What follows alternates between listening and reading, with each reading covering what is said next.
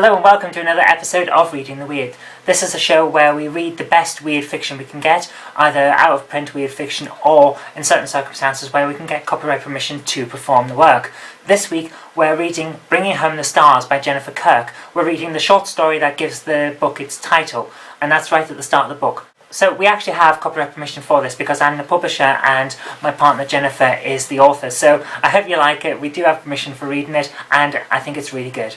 The salvage tug shuddered. Sirens wailed, penetrating the sleep induced by the status quo fields. Zoe blinked, sluggish. The alarm meant only one thing. Their passage within the Rosen Bridge was lost, and they were hurtling blindly through the vacuum of space. Zoe was the first to clamber from her pod and stagger to the bridge. She reached a console and keyed in her codes. For a moment, the screen remained blank, then text and telemetry scrolled across. She sensed movement behind her in the gloom. "What's up?" Deza asked in a calm twang that never betrayed emotion. "Core collapse," she said, jabbing at buttons. "It's jumped us out of the Rosen Bridge short again." "Shit, I thought Tubbs swore blindly fixed that." "Obviously not well enough." He tapped away on the adjacent console, activating the holographic display. In any failed Rosen Bridge jump, they risked blundering into other ships, planets, stars, and moons, with fatal results. Space might be infinite and almost empty, but fate had a habit of testing the reflexes of the unwary. Static crackled, and the computer updated the projected image of what lay outside the hull. An arc of grey became an arc of blue, shimmering in the air. With agonizing slowness, the computer decided that there was nothing of immediate harm, and the readouts stopped their garish flashing. Zoe shook her head grimly and keyed off the alarms. It's only so long before Lady Luck stops seeing herself clear to keep us from hitting a star. That could have been close. It's always close. I'll see what Tubbs has to say for himself. Tubbs lay in an inspection trolley, grappling with the underside of the console panel. Wires stretched out loose either side of him. He studiously ignored the mess to soldier on with careful laser pen work inside the tangle of electronics. Deza leant on the railing, watching him with strained patience. "How long before the core is back online?" "Just a few hours," Tubbs replied, muffled from beneath the panel. "I'm not sure why it croaked this time anyway. It should have held until we could get to dock and have it refurbished." Deza held his composure. It was not the first time the tug ship had dropped him from the Rosen Bridge short. For the last 2 months it had become an increasingly regular occurrence, and one which had become tedious fast. The ship's drive core was old and frail. There were only so many times that ancient electronics could be patched back together. Tubbs might be a miracle worker, but eventually even miracles disappoint. Deza's communicator buzzed, and for a moment he felt relief that something would break the boredom of this unforeseen stop in deep space. "Yes?" Zoe's businesslike voice answered, sounding tinny through the old electronics. "Have you checked the scopes?" He frowned. Something was not quite right. "No," he snapped. "This one's the longest yet. According to the navigation sweep, we're not even at the further colonies. The damn core popped us out more than 40 days short." 40 days! Shit! He glared down at Tubbs' feet, but the mechanic was oblivious, and the gentle buzz of the laser pen drifted from behind the pair of wriggling legs. "That's not the only thing," interrupted Zoe. He heard the concern in her voice. Tubbs' work was forgotten, and he listened hard. "What?" "The sweep picked up something else. About an hour's jag away on the ion drive. We've got a ship floating dead." "Have you tried to get them on the comm?" he asked. "There's no answer. You had both better come to the bridge. If that ship is what I think it is, this drop might just be the break we're looking for." "How do you mean?" "It's easier if you're up here and I can show you." She let the communications channel click dead, and nothing more except static came from the speaker. He knew Zoe had a habit for the dramatic. Well, let them humour her. With the main drive core out of commission, it was not as if time was at a premium for now.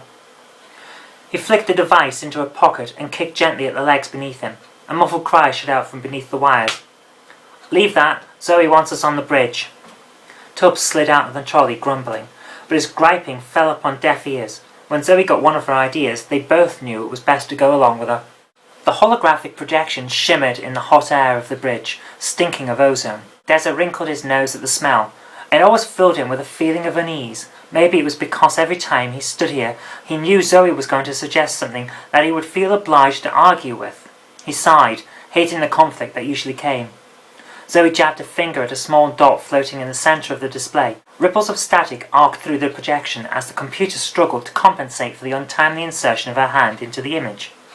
"This is what we're looking at," she said. Deza scrunched his eyes, trying to focus on what the projection was trying to show him. It was too small to make out, and was lost into the hazy limits of the projection's resolution. He was about to say something, to ask what it was they were meant to be looking at, when she tapped a few buttons on the console, as if anticipating his struggles. The image suddenly grew exponentially in size. He stepped back in surprise, before remembering that it was only hologram. It did not matter how many times it happened, he could never get used to this contraption. The dot grew to the size of a large cylinder and sat suspended in the slight glowing field. He squinted. It was clearly some kind of vessel.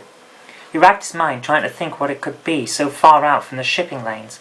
The shape suggested it had to be man-made, or else he would have said some kind of comet or asteroid chunk.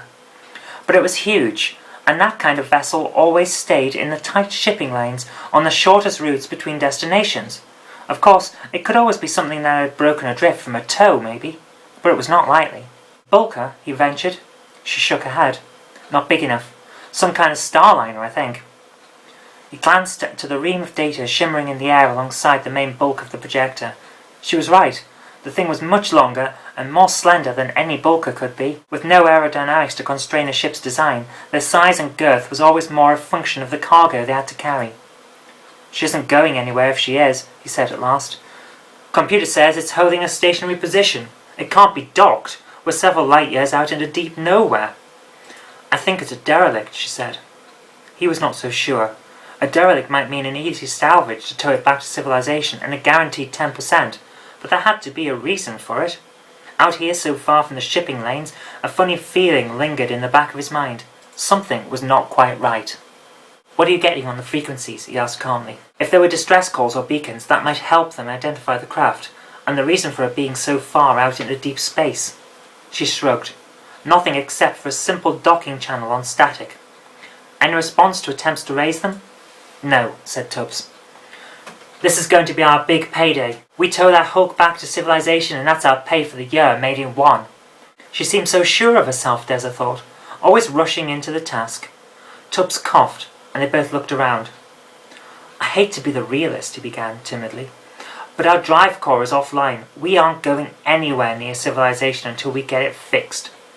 "How long will that take?" asked Zoe. Deza got the feeling that there was going to be a catch. He shrugged. 2, maybe 3 days' work. We need a full refit." "Will it let us tow that hulk?" she probed, as if realizing the possibility of defeat after getting so close to success. "It'll tow," he said, after a moment's pause, "but I would be happier not pushing it." "We can't leave something this big just drifting," she exclaimed, with disappointment heavy in her voice. Deza frowned. Why did Tubbs have to pick now to err on the side of caution?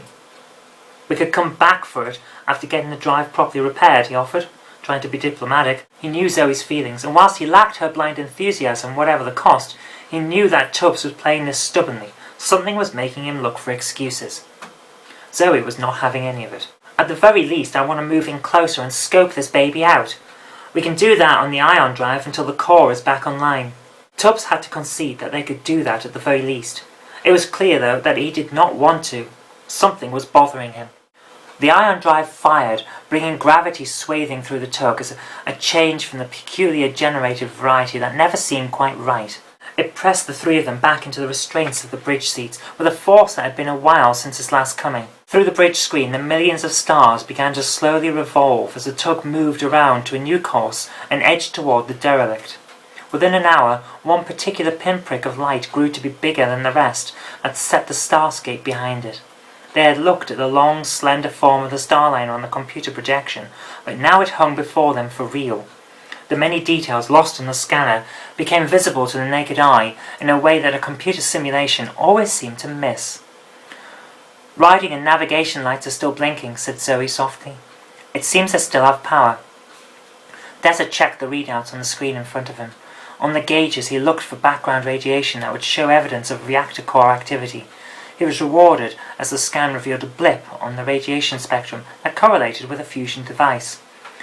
"Our scan shows that at least one of the fusion reactors is still online at a low output." Zoe looked up from her console, a frown on her face. "All life pods are gone. Computer systems are either offline or seem to have looped into a systems crash. Other than that, she seems structurally sound." Deza paused as he considered this. Something still did not add up to him. Why haven't we heard about a starliner being lost? He noted that Tubbs showed signs of worry again, though he said nothing. Zoe did not seem to have noticed his expression. Maybe we've been out of the loop too long in the Quo field, she offered, but she seemed unconvinced. Through the screen they watched the starliner grow close. Riding lights blinked intermittently, and thousands of portholes glowed faintly. It certainly was beginning to seem strange that a ship this size could go adrift without something coming through to them. Maybe no one knew yet, but the shape of the ship seemed wrong, and raised more questions than were left unspoken. The tug began a fly past, cruising close at a rate of only a few meters per second. The bland metal side of the derelict passed by, streaked dull with the dust of space. Occasionally, a dulled and deformed mark showed where its navigation field had deflected meteorites. "Still trying radio frequencies. No response," said Zoe. Moving upward, they passed along close to the upper decks. Here, the monotonous steel wall gave way to a clear shield of promenade decks and more complex superstructure. A forest of antennas stretched high into the starscape, twinkling as they cruised by in the dim reflections of running lights. This was not right. The ship's design was positively out of date. It looked like a museum piece, and none could ever recall having seen a ship like this in service on any port they had ever visited. "Lifepod bays coming up, all appear empty. What happened?" One after another, open bays loomed and slid by. Airlocks showed beyond the gloom, but the docking clamps were released and the life pods were gone. Long-range scans showed nothing. Wherever they went, it wasn't local. "So there's no one left on board?" asked Deza. "Nothing on the scans, but there's a lot of dense structure in that thing that could be shielding stuff from us." He nodded. Could it have been a life support problem? But a nagging thought in his mind told him that could be easily repaired without having to abandon ship. A thought occurred to him, another explanation. Check for radiation leaks from the drive shielding. She checked a console. Already swept. Nothing above normal background levels. Hull integrity? Still airtight. He frowned. What could have made them run away? From the corner of his eye, he saw Tubbs at his station. Despite the air conditioning of the cabin, sweat glistened on his face. "What's up, Tubbs?" Tubbs looked startled. For a moment, it looked like the man was about to break down. There was a look in his eyes of raw, untamed fear. It was a look Deza could not recall ever seeing on the face of a hardened salvager. "Hey, easy now," said Deza, trying to calm the man. "That ship. I know what it is," said Tubbs at last. "It's a myth that has been doing the rounds in the bars and colonies for longer than I can remember. Like an old yarn, this is the Mary Celeste story they tell when the lights are low and the drinks have flowed. The story must go back at least 80 years. "You're kidding, right?" said Zoe slowly, perhaps not wanting to believe that one of her crew could be so easily spooked. Deza looked out of the screen at the bulk of the starliner. 80 years? Come to think of it, its style did look somewhat dated, but it was still a tall tale. He too wanted to listen, to find out what could have driven Tubbs to be this scared. They had salvaged many derelicts together as a crew before now. Some were beaten to a pulp, while others grimly still held crew who had not managed to escape explosive decompression. None had unsettled Tubbs as much as this one had. "She went missing, just disappeared," Tubbs continued, never taking his eyes off the bulk of the derelict vessel. 6 months went by, and they called off all searches. After 2 years, one of the life pods was found out near the outer trajectories, floating in space. It was empty, but the log mentioned contact with something that was enough to make a man drop dead with fear. Deza found himself scoffing at the man's tale. Tubbs had a penchant for overreacting to silly stories, but this had to be one of his best yet. How could he let himself be wound up by mere bar stories? "How come we never heard about it?" asked Zoe. "Stories change over the centuries," soothed Deza, trying to be diplomatic. "The Mary Celeste story has been around long before space travel was ever invented. Everyone likes a good yarn. But you see, you never find anyone with actual first-hand experience of the events. It's always a friend of a friend." Tubbs looked past him to the bulk of the derelict easing past silently outside. Their words did not seem to have done much for him, and his eyes still glittered with fear. "Well?" Deza asked. "Cerberus." "What?" Zoe said. She seemed taken back by Tubbs' unexpected reply. Cerberus, he repeated, never taking his eyes off the screen. If that ship is called Cerberus, then we go. It's the name of the ship in the stories I heard. Zoe checked the console in front of her with initial enthusiasm. If Tubbs could be proved wrong now, then maybe they could get on with their job. But her shoulders sagged as the system found nothing. All computers over there appear to be offline. We can't confirm anything about it, including its name. There must be somewhere we can just read it off her hull, offered Deza. Sometimes things could be solved by something as simple as looking out of a window. She thought for a moment, brightening up. Most liners I've seen in dock have it on the prow. We're heading that way, so we can take a peek. If that name is there, we go, pleaded Tubbs. She saw in his eyes that he was serious and laughed. You're really scared of an old myth. He looked hurt. Every story gets another leg in the telling of the Chinese whisper, said Deza, with a smile as he glanced down to his console and studied the scrolling readout. They would be at the bows of the derelict in no more than a few minutes. Perhaps then that would appease Tubbs' fears. Deep down, he felt the nagging fear that Tubbs was going to ruin it all. The last few meters of the prow were twisted and scorched. A meteorite had penetrated the navigation field some time in the past and struck a glancing blow. Any further back and it might have stood a chance of compromising the hull integrity, but here nothing more than a minor deck fitting had been affected. There was no trace of the ship's name. Where it had been, the plating was scorched and twisted, then dulled over with a fine layer of silver dust that had accumulated from space. Whatever had done the damage had happened a long time ago. No name, said Zoe at last. I can see that, said Tubbs, though I don't like it. We should go. She turned to him angrily. And leave this whole thing floating in space? Not likely. As much as he wanted to reply, to run, he could not. Deep down he realized that beneath the primordial fear that he felt, she was right.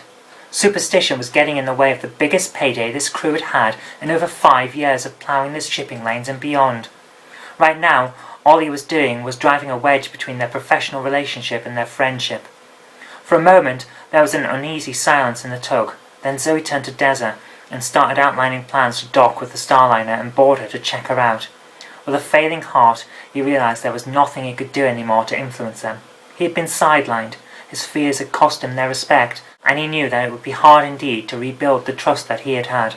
The docking signal was the only computer activity of any sort they could detect on the Starliner, a carrier signal devoid of anything meaningful.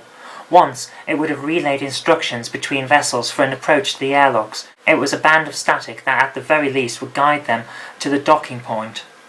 Aside from that, there was nothing else it could give them. The port was on the forward third of the Starliner, beside a row of empty bays where life pods had once been. A larger bay allowed the tug to circle in and align itself to secure and dock. There were 2 airlocks to choose from. Both seemed equally as easy to approach. Zoe never had much faith for computer control, not least because all help from the Starliner was missing. They would be coming in blind, and she figured that she might as well take control herself than let the tugs on board computer systems make a hash of it. She had never trusted a machine to do a job a human could do equally as well, if not better. With eyes glued to the bank of monitors and a hand resting on a small maneuvering thruster joystick, she guided the craft into place as Deza called out distance readings to her. For more than a few minutes, it seemed like they were going nowhere. Then the tug rocked, and a metallic grating sound reverberated through the hull. For a moment they felt a series of bumps and bangs as the docking clamps engaged, and then silence as the engines powered down. Zoe relaxed and let go of the joystick. Massaging the cramp from her hands, she let out a sigh and looked through the screen to the metallic bulk not more than a foot away. We're in. Deza nodded. He brought up data in his console and read it off. Computers all offline on every frequency. We're going to have to pump up the airlocks manually and go through suited in case our readings of the atmosphere inside are off. We can check out the air with handheld scanners once we're inside. There were no prizes for the foolhardy. Without any access to internal systems, they could not be sure of exactly what they were going to find inside. I will leave it there for today. This has been the first part of Bringing Home the Stars being read on Reading the Weird. I hope you'll join us next time for the second part. But until then, I hope you liked it, and if you did, remember to click the like button, share it with your friends so that they can hear a good story too, and do subscribe for future videos so that you'll know when the next video comes out. But until next time, I've been Zoe Kirk-Robinson, you've been watching Reading the Weird on ZJKR, and I'll see you next time.